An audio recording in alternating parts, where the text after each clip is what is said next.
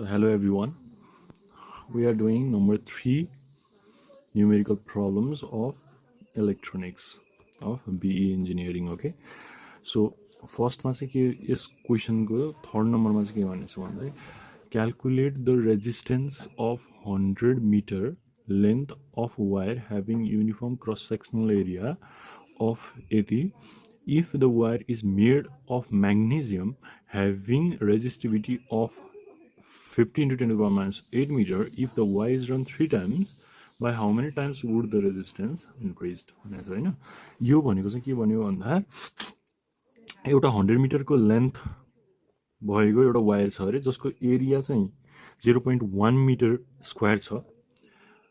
यो चाहिँ म्याग्नेसियम हो।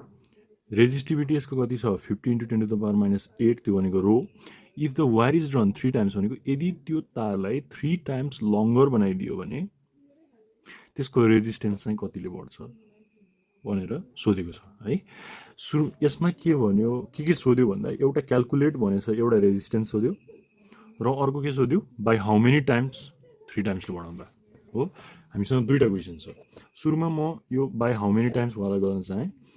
सो सोलुसन हामीलाई चाहिँ फर्मुला थाहा छ सुरुमा। ओके,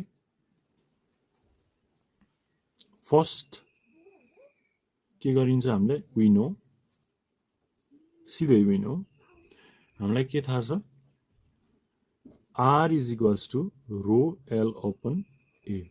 ठिक छ। इन फर्स्ट केस हो, इन फर्स्ट केस अब फर्स्ट केसमा चाहिँ के भयो R1 रो1 L1 A1। ठिक छ। अब यसलाई चाहिँ 3 टाइम्सले बढाउने लेन्थलाई भनेको छ। यदि हामीले लेन्थलाई बढाउँछौँ भने लेन्थलाई 3 टाइम्सले बढाउँछौँ भने के हुन्छ भन्दा एरिया चाहिँ 3 टाइम्सले डिक्रिज हुन्छ है। यो कुरा चाहिँ हामीले पहिल्यै पढेर आइसकेका हौँ।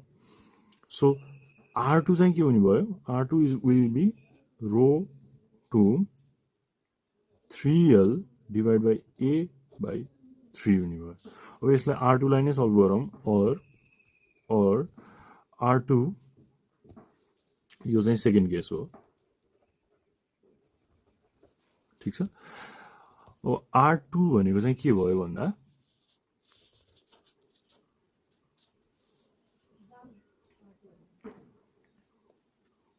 यो 3 माथि टाइम्स गर्न जाने भयो। रो 2 3 3 9 L 1 यो 1 हुन्छ, एरिया पनि 1 नै हुन्छ। So 1 divide by A1।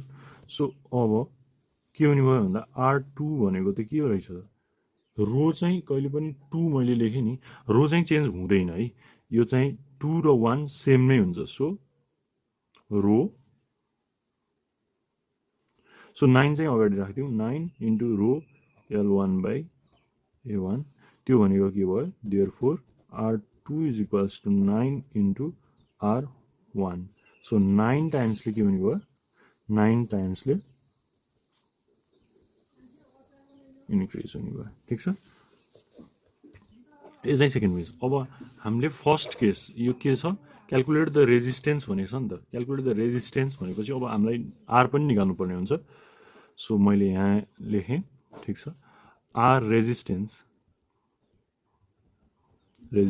R is equals to rho L upon A हो।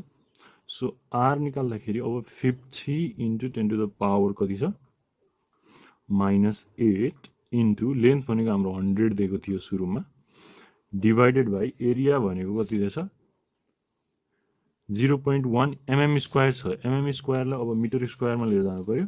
त्यो भनेको अब 0.1 पहिल्यै छ भनेपछि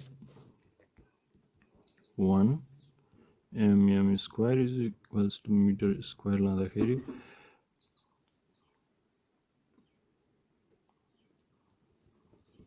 10 to the power 1 2 3 4 5 और 7 माइनस 7 हुँदो रहेछ। अब यो 10 to the power minus 7 भयो।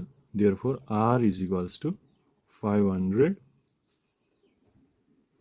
यो ओम हुने भयो R1 भनेको ठीक छ। अब यदि हामीलाई R2 पनि केही गरी सोधिदियो भने then R2 is equals to 500 times 9 गरेर हामीले 4500 ओम पनि निकाल्दिन सक्छौं, तर यो हामीलाई सोधेको छैन है।